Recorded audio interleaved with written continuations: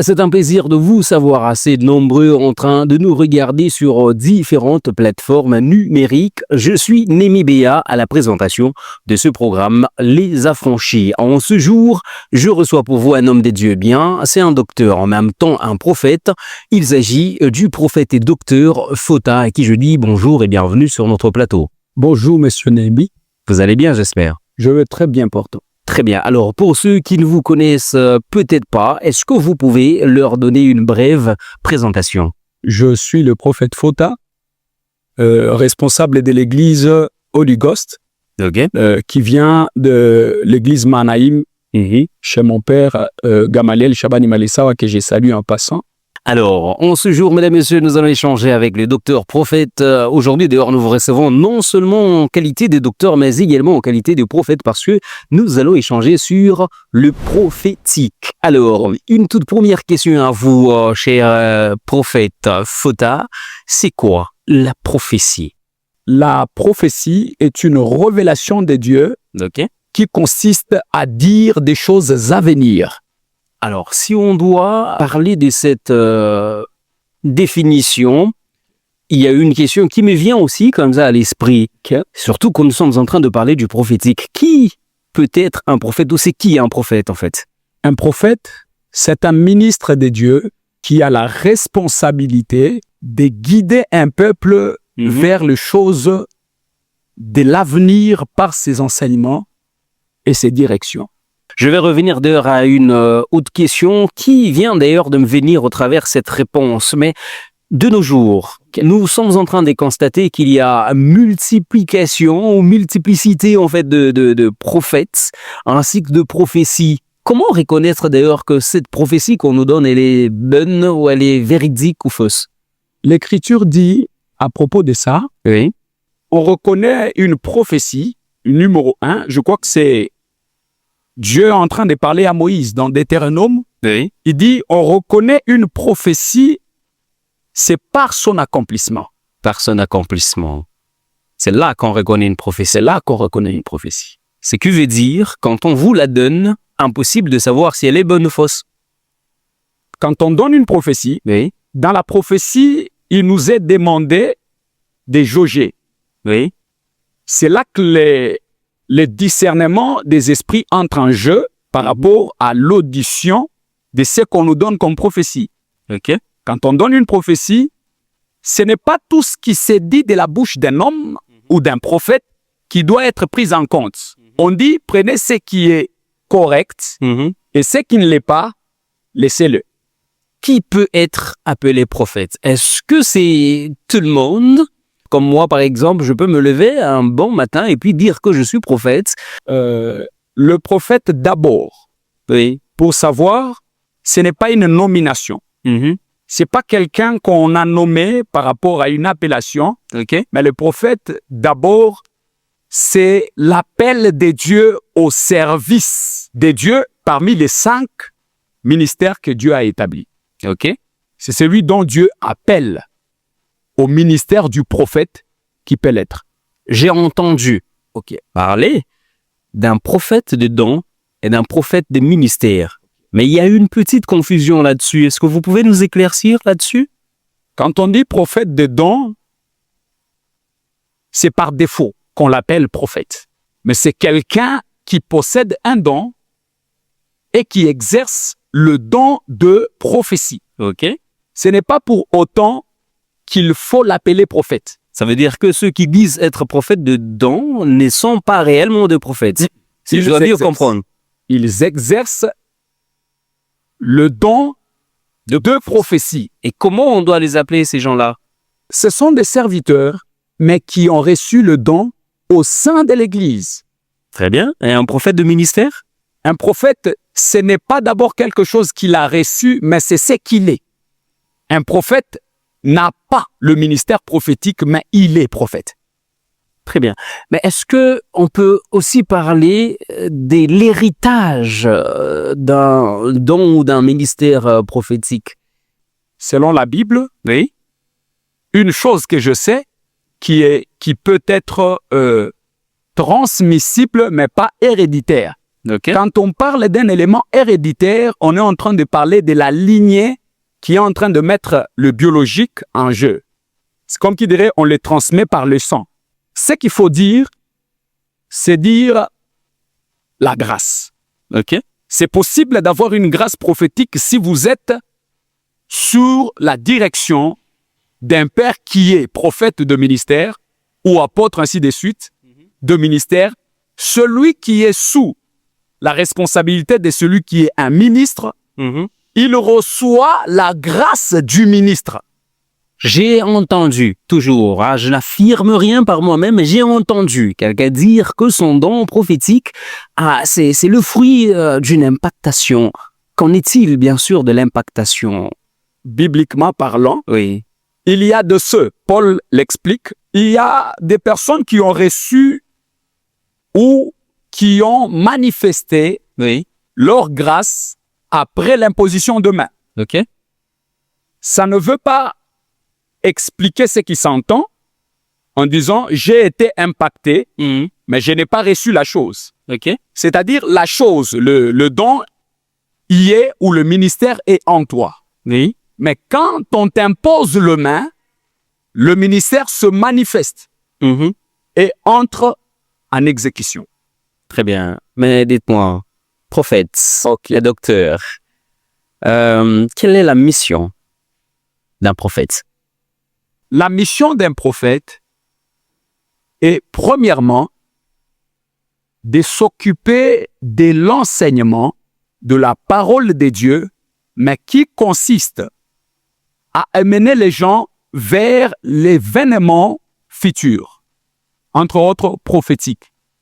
Un prophète a une mission de révéler les événements ou d'enseigner les événements de l'avenir. Je parle très bien du prophète de la Nouvelle Alliance, pour ne pas confondre avec le prophète de la Première Alliance. Il y a une différence par rapport aux missions. Ah, d'accord. Et quelle est cette différence entre les deux? Ok. Le prophète de la Première Alliance sont des prophètes de l'ombre. Ce qui veut dire ceci. Ils sont en train de subir le mouvement de Dieu sans le comprendre. Sans le comprendre. Exact. Ils subissent sans comprendre. Exact. Qu'est-ce que vous insinuez quand vous parlez de l'incompréhension? On annonce une prophétie qui est une personne vit, mais ne comprend pas sa profondeur. Comme le prophète à qui on a dit, va prendre une prostituée, fais d'elle ta femme. Cette prophétie-là, c'est une prophétie, mais qui est issue de la vie du prophète. Ok. Lui, dans cette époque de la Nouvelle Alliance, on peut accuser qu'un prophète a pris une prostituée et a fait des enfants avec, mais après, on lui a demandé de la répudier. C'est Dieu qui dit ça. Ce prophète-là subit le mouvement de Dieu pour annoncer une prophétie. Même lui ne comprend pas. C'était un message annoncé à Israël. Et c'était quoi ce message pour enchérir un peu avec... Le message qu'on a dit, par exemple, c'était Dieu voulait expliquer à Israël que Israël est ma femme, ma fiancée, mon épouse, que j'ai prise. Mais Israël est allé se prostituer avec d'autres dieux. C'est le message incompris. Le message. Incompris par le prophète de l'Ancienne Alliance. Exactement. Lui annonce quelque chose qu'il ne maîtrise pas le pourquoi il se marie à une femme prostituée. Mais qui par après Dieu lui dit, c'est ainsi que Israël m'a fait. Je pense que je vais revenir sur cette question dans une autre émission, dans un autre programme, parce que je pense qu'il y a de la profondeur à exploiter dans ce que vous dites. Mais dites-moi, prophète, est-ce qu'il est possible qu'un prophète ou que Dieu ne parvienne pas à dire à un prophète quelque chose par rapport à une situation qui est présente au-devant de lui? Oui, c'est tout à fait biblique. Comme l'exemple du prophète Élisée, il est arrivé chez cette femme qui a perdu son enfant, mais le prophète a été étonné de savoir que l'enfant, d'apprendre plutôt que l'enfant est mort. Ça l'a étonné, il dit, comment est-ce que l'Éternel ne m'a-t-il pas révélé ceci? Ok. c'est possible C'est possible. que l'Éternel fasse quelque chose ou laisse une chose arriver sans t'informer, quand bien même la parole du Seigneur dit, l'Éternel ne fait pas des choses sans avoir averti à ses amis le prophète. Très bien. Alors, une autre question liée toujours à ce même... nous sommes toujours dans ce même contrée. Un prophète peut-il ne pas être exaucé par rapport à une prière? Je vais répondre en 2 volets. Premier volet. Le premier volet, le prophète peut être exaucé par rapport à une prière et le prophète, deuxième volet, ne peut pas être exaucé.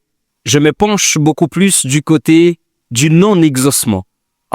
Peut-il ne pas être exaucé par Dieu? Exact. J'ai dit oui, mais pour argumenter afin de donner une précision du pourquoi est-ce qu'il ne peut pas être exaucé. Le prophète ne peut pas être exaucé lorsque il fait une prière qui ne cadre pas avec la volonté de Dieu. Cette prière ne peut pas être exaucée par Dieu.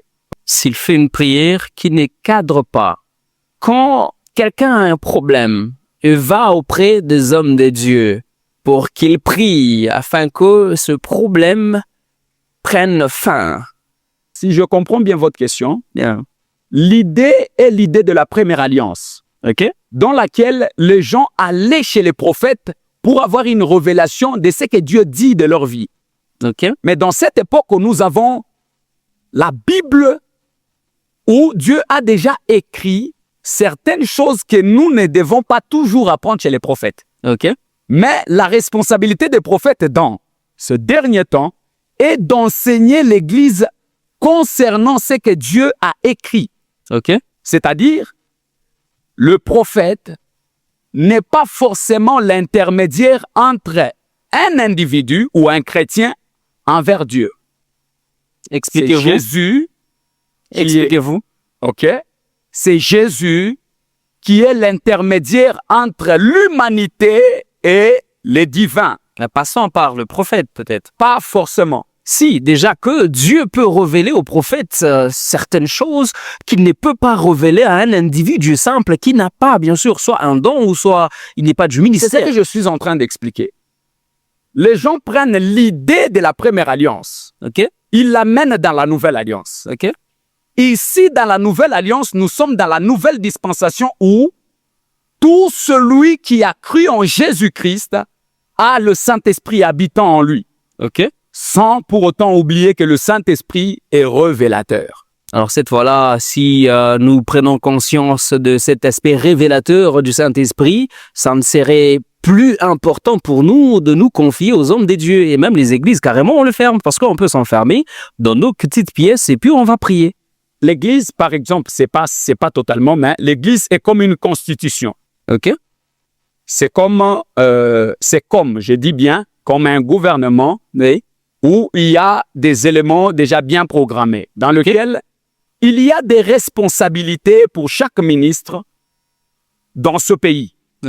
Il y a des choses qu'on peut faire tous, ensemble, comme étant les habitants du pays.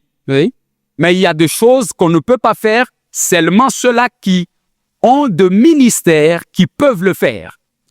C'est comme ça que l'Église travaille. Il y a la responsabilité des ministres de Dieu. Il y a aussi la responsabilité en tant qu'humain enfant de Dieu.